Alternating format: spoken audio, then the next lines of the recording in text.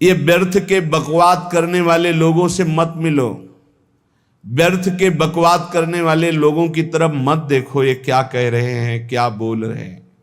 और तुम भी व्यर्थ का बकवाद मत करो। अपने समय को कीमती मान करके निरंतर प्रिया प्रीतम का नाम जप करो, उनके गुण लीला गाओ, उनकी सेवा में रहो। कभी प्रपंच की बातें, कभी प्रतिष्ठा का चिंतन, कभी नाना प्रकार के मान सम्मान का चिंतन, ये घुसने ना पावे हृदय में। बहुत सावधान रहना चाहिए साधक को। ऐसी बातें देखो मत, ऐसी बातें सुनो मत जिससे तुम्हारा हृदय उद्विग्न होकर प्रभु का चिंतन छोड़ दे। बंद करो अभी। अन्य लोगों के संग का त्याग कर दो, जो भगवत विमुख वार्ता करते हैं, संत निंदा करते हैं, दूसरों की निंदा करते हैं। कुछ हाथ नहीं लगता, ये लोग दुर्गति को प्राप्त होने वाले हैं। भक्तन निंदा अति बुरी भूल करे जिन कोय, किए सुकृत बहु जन्म के छिन में दारे खोए। पर निंदा के किए ते नहीं, आवत नहीं कछुआत, मूर्ख पर्वत पाप को ले चल अपने साथ। तो अलम कश्यापि संगत्या, ऐसा संग मत करो जिनके पास बैठने से भक्त निंदा, जन निंदा, भगवत निंदा हो। ऐसे से दूर रहो। अलम बंद कर दो ऐसे लोगों का संग। रात दिन हम श्यामा श्याम का नाम जप करेंगे, श्यामा श्याम के लीला गुण गाएंगे, श्यामा श्याम के ही धाम का शोभा का चिंतन करेंगे। जब तुम अपना जीवन श्यामा श्याम के चरणों में न्यौछावर कर दोगे तो पूरा भार श्यामा श्याम ले लेंगे और तुम्हारे हृदय में मस्ती आ जाएगी। जो ऐसा निश्चयी होता है, दृढ़ निश्चयी, उसके अंदर दृढ़ विश्वास, तो उसके हर समय भगवान की स्फूर्ति होती रहती है। भारी प्रतिकूलता में भी भगवान का सानिध्य अनुभव होता है। वो अनुकूलता में तो भगवान के दुलार को देखता है, लेकिन प्रतिकूलता में भगवान की विशेष कृपा को देखता है। ये संयोग, ये वियोग, संसार की ये द्वंद्वमयी वृत्तियां भक्तों के हृदय में नहीं चुभती। आए की हुज्जत नहीं, गए की तलाश नहीं, क्योंकि नित्य संयोग भगवत स्मृति के प्रभाव से प्रभु का रहता है।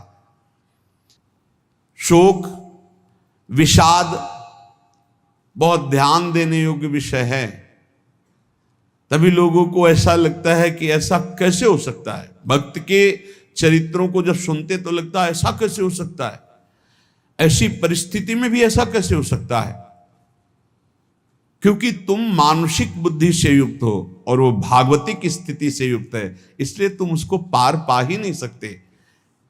जब तुम अपना जीवन श्यामा श्याम के चरणों में समर्पित कर देते हो हृदय से, फिर उनकी कृपा से सब विघ्न दूर हो जाते, एक अपार मस्ती रहती है। नहीं तो शोक, विषाद, दुख, क्लेश, कष्ट, संताप, भय, उद्वेग, ये सदैव सताते रहते हैं। इसी से डिप्रेशन होता है।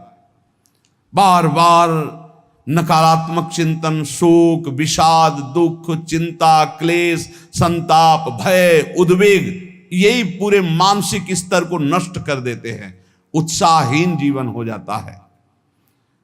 जब तुम श्यामा श्याम को समर्पित हो जाते हो तो ये सब प्रवेश भी नहीं करते, एक अपार मस्ती बनी रहती है। अब क्या होगा? श्यामा श्याम जो करेंगे वही होगा।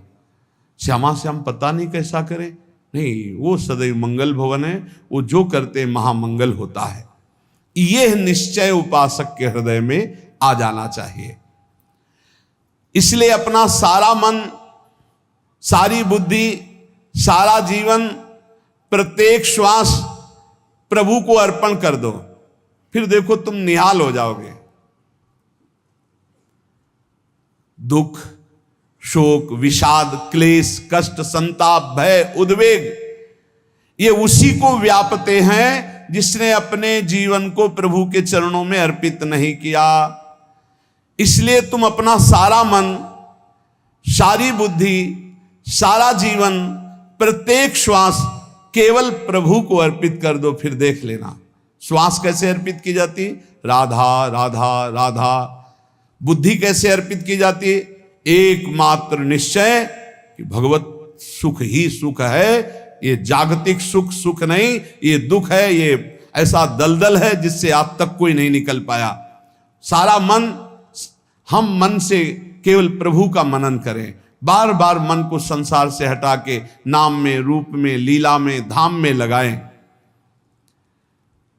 बहुत प्रसन्नता हो जाती है उस उपासक के हृदय में जो अपना मन बुद्धि प्रभु के चरणों में अर्पित कर देता है। भगवान ने तो इसको बहुत उत्तम स्थिति बताया है कि मेरे से कभी वो अलग हो ही नहीं सकता यदि मन बुद्धि अर्पित कर दिया।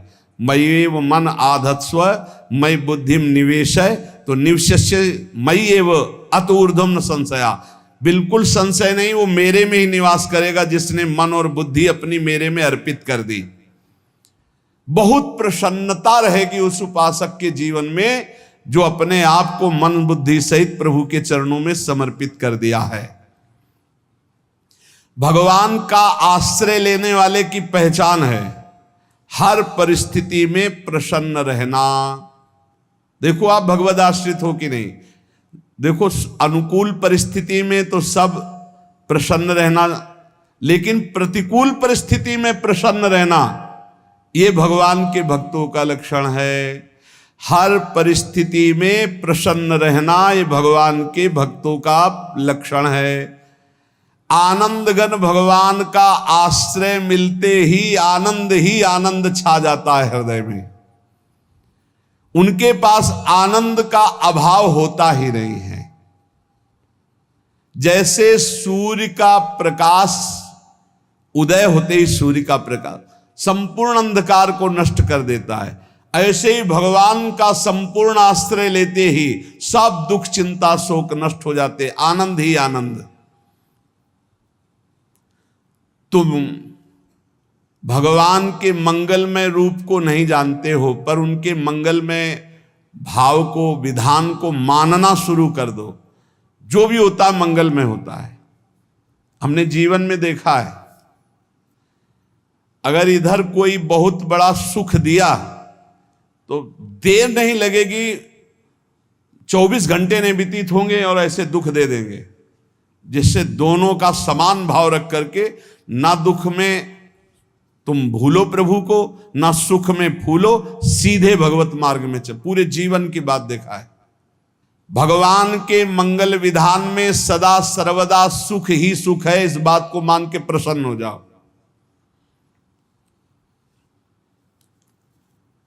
जब भगवान का भजन करने वाले की तन्मयता बढ़ती है भजन में, तो द्वेषी जन अपने आप तैयार हो जाते हैं। भक्त कभी किसी से द्वेष नहीं करता, अपने आप वो द्रोह करने लगते। तो नरसिंह मेहता जी से बहुत गांव के कई लोग थे जो जलते थे, ऐसे जलते थे कि अब क्या करें, कैसे मिटा दे नरसिंह मेहता जी को। अब उपाय तो मिल नहीं रहा था। तो एक दिन संतों की मंडली आई और उन्होंने कहा कि हम रास्ते में कोई चोर आदि धन ना ले ले, इसलिए यहां से किसी की हुंडी चलती है क्या द्वारिका में? पहले ऐसा था। बोले हाँ, हमारे यहां बहुत बड़े सेठ हैं नरसिंह मेहता जी, पर आप कहोगे वो मना कर देंगे। कई बार कहोगे, अगर वो स्वीकार कर ले तो वहां। और उनका लक्ष्य था कि नरसिंह मेहता जी की तो खाने की भी सुविधा नहीं थी, हुंडी कहाँ की बात आई। उनका था कि जब वो ना कहेंगे तो संतजन नाराज हो जाएंगे, अगर हाँ कह दिया तो वहां हुंडी चुकेगी नहीं, तो संतजन अपने आप इनको शाप दे देंगे, अपराध बन जाएगा, ये नष्ट हो जाएंगे। संतों को भेजा नरसिंह मेहता जी ने, सबकी दंडवत की, चरण पखाड़े। तो उनका ये इतना रुपया है, द्वारिका में साधु सेवा हम करेंगे, वहां तुम्हारी हुंडी चलती है, तो आप अरे उनका आप कहाँ भूल रहे हो, यहाँ खाने की भी व्यवस्था। बोले हमें सब पहले से बता दिया गया कि आप मना करोगे, बार बार मना मत करो, हमें पता है। तो उन्होंने ठाकुर जी की तरफ देखा, बोले क्या लीला है प्रभु, संतों से हम क्या कहें, ये ले रुपए। उस समय स्वर्ण की मोहरें चलती थी, बेच के बाजार से खूब उन संतों को पवाया, उन्हीं संतों की सेवा की। और उनका अपने सेठ का नाम तो बताओ जहां हमें जाके हुंडी मिलेगी। सेठ, सावल शाह सेठ। संत जन गए वहां, पूछा कि नरसिंह मेहता जी का जिन सेठ से परिचय, उनका नाम सावल शाह सेठ, उनकी गद्दी कहाँ है? तो जो कुछ भक्त थे वो द्वारिकाधीश की तरफ संकेत करते कि वही हैं। बोले नहीं नहीं, वो सेठ है, उनकी गद्दी चलती थी। पूरी बाजार में कहीं कोई। अब संत जन एकांत में होकर के बहुत विचलित हुए, क्या हमारे साथ धोखा हुआ? नरसिंह मेहता जैसा संत क्या धोखेबाज हो सकता है? देखो, संशय तो बहुत विचित्र होता है।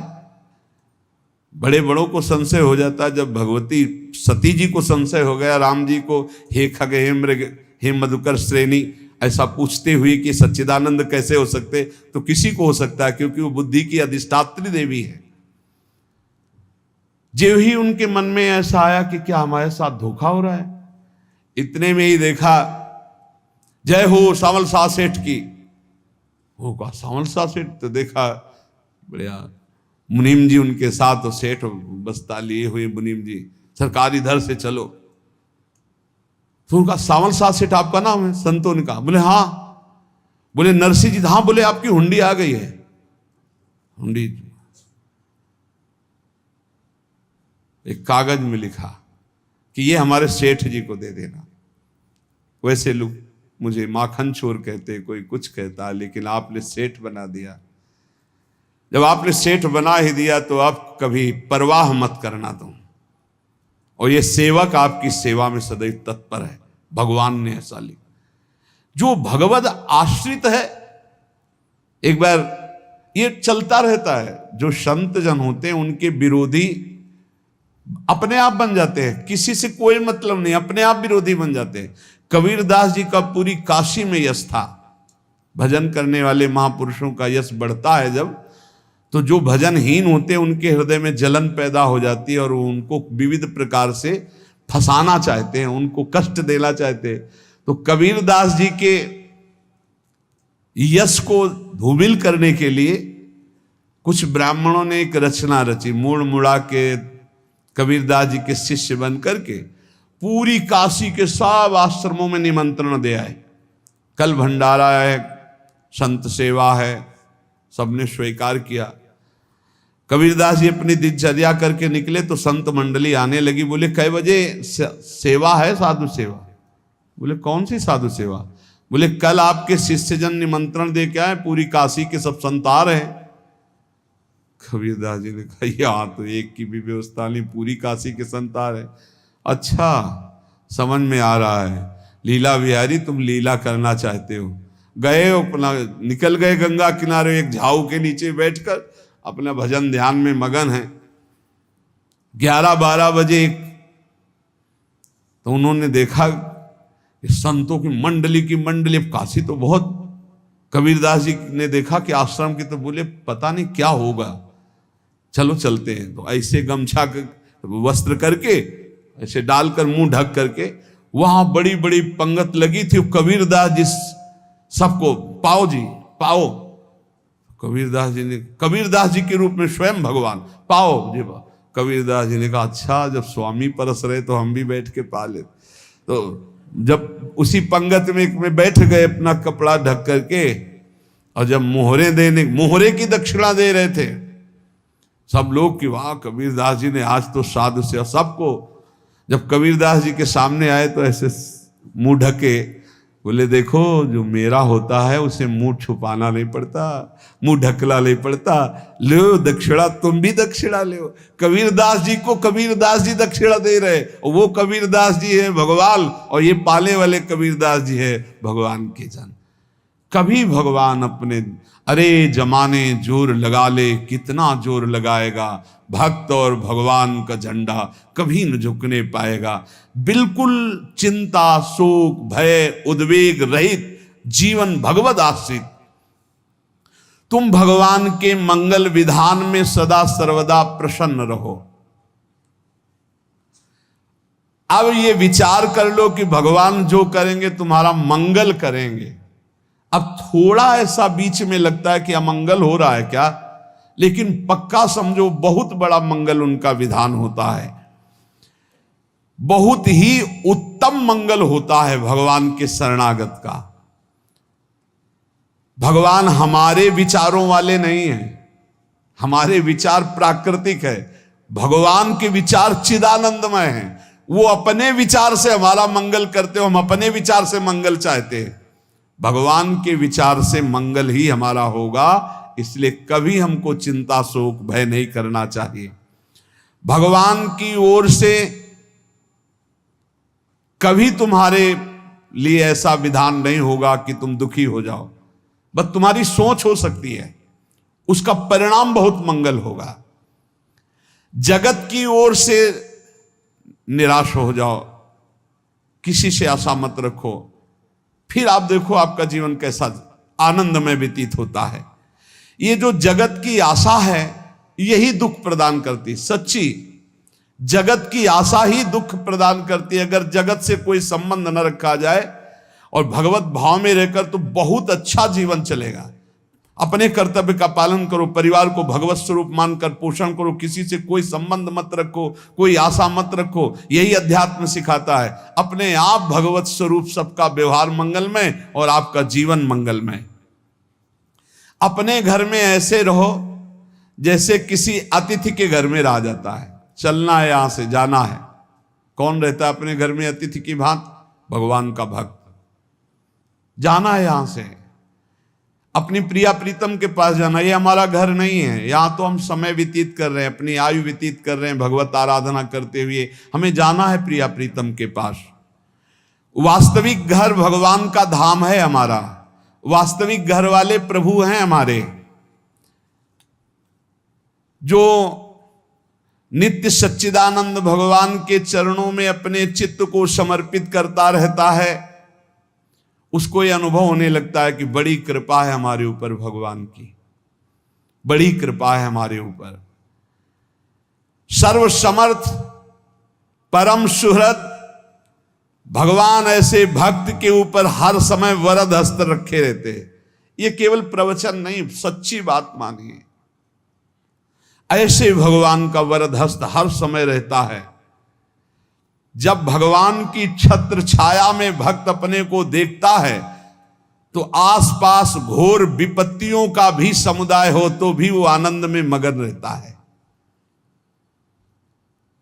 हर हालत में आनंदित रहना ये भक्त का स्वभाव है।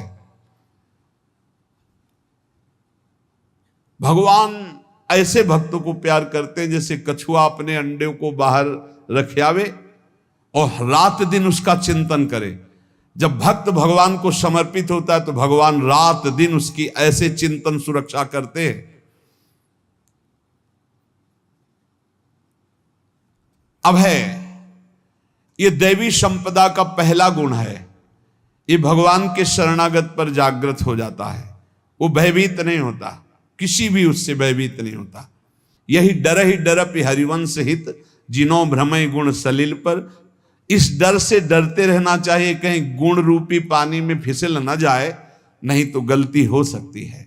साधक सावधान रहे। ये अभय दैवी संपदा का सबसे बड़ा गुण है। जो भयहारी भगवान की शरण में आ जाता है तो उसके अंदर ये अभय प्रकट हो जाता है।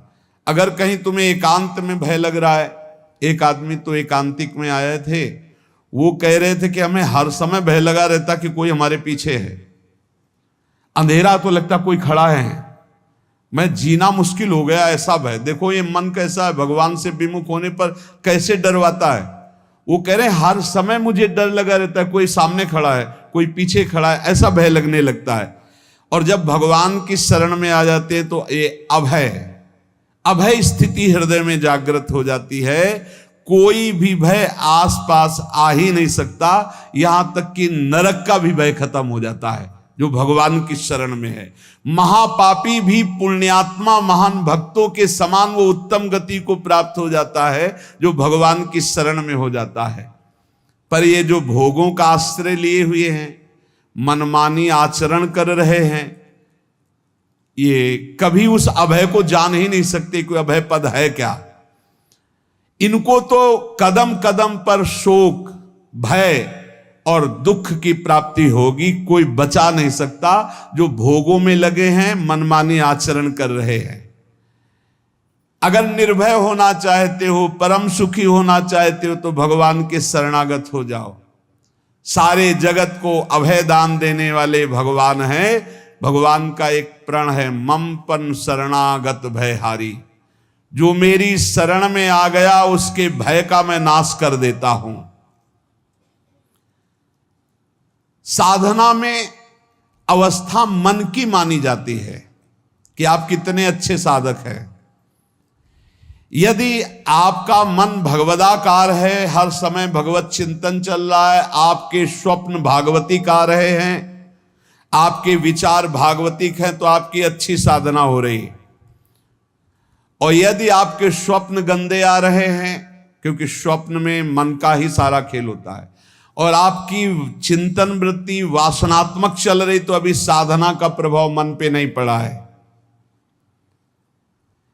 जिसका मन हर समय भगवत चिंतन करता रहता है, वो जीते जी जीवन मुक्त हो जाता, अनुभव होता है। जैसे किसी ने कहा कि हमें कैसे पता चलेगा कि हमारा काम हो गया है, तो जैसे आप भोजन पा लेते हैं तो किसी दूसरे से गारंटी थोड़ी लेनी होती कि हम छक गए हैं क्या, आप जरा बताना हम छक गए हैं क्या।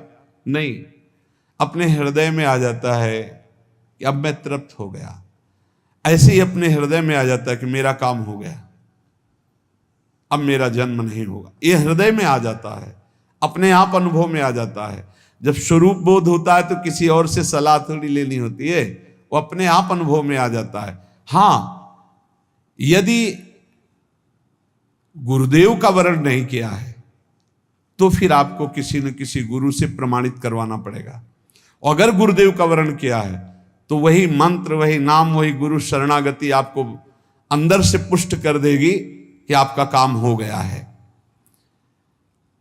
विषय चिंतन करता हुआ मन विषय आसक्ति को प्राप्त होता है। विषय आसक्ति को प्राप्त हुआ मन बार बार जन्म मरण और नरक को प्राप्त होता है। बस ये विषय चिंतन हटाना ही प्रमुख कर्तव्य साधना का है। बार बार मन को विषयों से हटा करके प्रभु के नाम में लगाओ, प्रभु के रूप में लगाओ, प्रभु की लीला में लगाओ। जहां भगवान प्रकट होते हैं वहां परमानंद की बाढ़ आती है। पर ये ध्यान रखें, गुलाब का फूल कांटों में खिलता है, उसकी सुगंध लेनी, फूल लेना है तो कांटों से बचाकर। ऐसे ही जब आप भगवत चिंतन के लिए चलेंगे तो आपका चिंतन चुराने के लिए माया विविध नाटक करेगी, कांटे फैलाएगी। कोई तुम्हारी निंदा करेगा, कोई अपमान करेगा, कोई उपहास करेगा, तुम्हारी अव्यवस्था हो सकती है, तुम्हारी परिस्थिति बहुत भयावह हो सकती है। इन परिस्थितियों में भी भगवत चिंतन का तार ना टूटने पावे तो आगे गुलाब का फूल है। जैसे कांटे से बचाकर गुलाब का फूल लेते हैं और भगवद अर्पित करके सौरभ का सुख लेते हैं, ऐसे ही भगवान के प्रेमानंद का अनुभव करने के लिए संसार के कांटों से बचना होगा। और खिलेगा यही फूल संसार में ही, मनुष्य देह में, और योनियों में नहीं। भगवत प्राप्ति स्वर्ग में नहीं होगी, इसी मृत्यु लोक में होगी। पहले मन नहीं लगता भगवत चिंतन में, भगवत चिंतन जबरदस्ती करना पड़ता है। भगवत चिंतन जे ही प्रारंभ करोगे ते ही बहुत बाढ़ आ जाएगी पाप चिंतन की। ध्यान दीजिए, बहुत लोग प्रश्न करते रहते हैं कि हम जब भजन में बैठते हैं तो बहुत गंदी बातें आती, मन बड़ा चंचल होता है, भाग जाता है। ऐसा प्रारंभ में जब कोई भगवत चिंतन प्रारंभ करता है तो उसका मन विषयों में भागता है, गंदी बातों में भागता है। अब लोग कहते पहले तो हमारा चिंतन बढ़िया होता था, अब चिंतन नहीं होता। तो कोई सिद्ध पुरुष थोड़ी हो गए, तुम्हें जबरदस्ती चिंतन करना होगा। जगत के प्राणी में जहां मन जाए तो इसमें भी भगवान, पदार्थ में मन जाए तो उसमें भी भगवान, जहां जहां मन जाए वहां वहां भगवान देखो, या मन को हटाकर नाम मंत्र में लगाओ। ऐसे भगवत स्मृति जागृत की जाती है, बार बार प्रयास करना होता है। कई लोग ये प्रश्न करते हैं कि हमसे बड़े पाप हो गए तो क्या हमें भगवान की प्राप्ति हो जाएगी? तो यहां कह रहे हैं भगवान किसी के पूर्व जीवन को नहीं देखते हैं, वर्तमान के भजन को देखते हैं। पकड़ो इस बात को।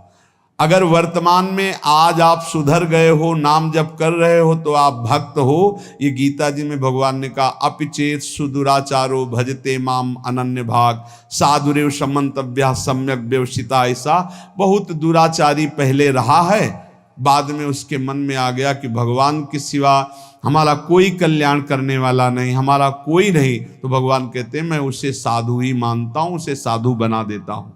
भगवान किसी के पूर्व जीवन को नहीं देखते। बहुत बढ़िया बात है। कल तक हम क्या करते रहे भगवान नहीं देखते, आज क्या कर रहे हो ये देखते हैं।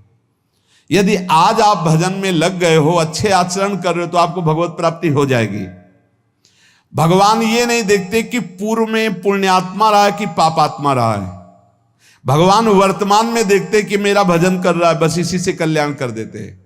पकड़ो इस बात को, तो कभी प्रश्न नहीं उठेगा कि क्या हमको भी भगवत प्राप्ति हो सकती है क्या। हमारा मन यदि श्री भगवान को चाहने लगे तो श्री भगवान हमारे मन में ही आकर बस जाएंगे। भगवान की रूप माधुरी में मन डूबने लगेगा। यथार्थ सत्य, जो भगवान से थोड़ा भी प्यार करने लगे हैं, उनके हृदय में भगवान की उनकी भावना के अनुसार झलक आने लगी है। हृदय में प्रभु के आते ही अनंत जन्मों के संस्कारों का नाश हो जाता है। इसलिए तुम अपने पहले वाले घृणित जीवन को याद भी मत करो और उसको सोचकर जरा निराश भी मत हो। अमावस्या में घोर अंधकार रहता है, पर प्रातः काल में अंधकार नष्ट हो जाता है। ऐसे ही नाम का उच्चारण करते ही तुम्हारे जितने पाप अंधकार हो सब नष्ट हो जाएंगे। तुम चाहो कि एक क्षण भी प्रभु को ना भूलो। अब वर्तमान में ऐसी स्थिति बनाओ। जो प्रभु को नहीं भूलने की चाह करता है कि मुझे ऐसी स्थिति प्राप्त हो कि मैं कभी प्रभु को ना भूलूं, तो सच्ची मानो और कोई बात भगवान सुने ना सुने, ये बात जल्दी सुन लेते हैं। भजन की मांग करो तो बहुत जल्दी भगवान पूर्ण करते हो। भजन जिसका चलने लगा तो फिर लोक लोकांतर के सारी रिद्धियां सिद्धियां सुख वैभव तो उसके चरणों में लौटते हैं। जब हम प्रभु से प्रभु का स्मरण न मांगकर भोग मांगते हैं, तभी हमारा भजन रुक जाता है, भजन नहीं चल पाता। यदि हम प्रभु से केवल भजन मांगे तो विश्वास करो ब्याज में सब हो जाएगा। मूल भजन तो आपका बचेगा ही, ब्याज में लोक लोकांतर के भोग आपके चरणों में लुटते घूमेंगे। आप भजन करके तो देखो। अरे घिघियाने की जरूरत नहीं, किसी से मांगने की जरूरत नहीं, भजन करके देखो, सब ठीक हो जाएगा, सब अपने आप बन जाएगा। हम बहुत बड़ी भूल कर देते हैं कि थोड़ा भजन करके प्रभु से कुछ सांसारिक वस्तुएं, स्थितियां, परिस्थितियां बदलने की मांग कर लेते हैं, जिससे भजन छूट जाता है। प्रभु की स्मृति इतनी महान है कि जिन्होंने बैर भाव से प्रभु का स्मरण किया उनको भगवान की प्राप्ति हो गई। जैसे कंस आदि भगवान से बैर ही तो रखते थे, लेकिन भगवान की स्मृति रहती थी। स्मृति ने उनको भगवत प्राप्ति करा दी। स्मृति में महान सुख है, पर वो जब भक्ति रस से युक्त स्मृति होती तब माधुर्य रस, प्रेम रस का अनुभव होता है। कल्याण तो वैर भाव से स्मरण करने वालों को भी प्राप्त हो गया। यदि आप भक्त हो और ये चाहते हो कि आपकी भागवती की स्थिति बहुत जोर की हो, तो हम आपसे प्रार्थना करते हैं कि रोज प्रभु से एक ही बात मांगिए, मुझे अखंड स्मृति दीजिए। अर्जुन जी को पूरी गीता जी सुनने के बाद यही मिला, नष्टो मोहा स्मृति लब्ध्वा। स्मृति, प्रभु आप हम पे ऐसी कृपा कर दो कि हमारे हृदय में किसी और व्यक्ति, वस्तु, स्थान की स्मृति न रह जाए, केवल आपकी स्मृति रह जाए। ये चाह भगवान बहुत जल्दी पूर्ण कर देते हैं यदि उपासक हृदय से ये बात मांगे। भगवान की कृपा से ही ऐसा हो सकता है कि अखंड स्मृति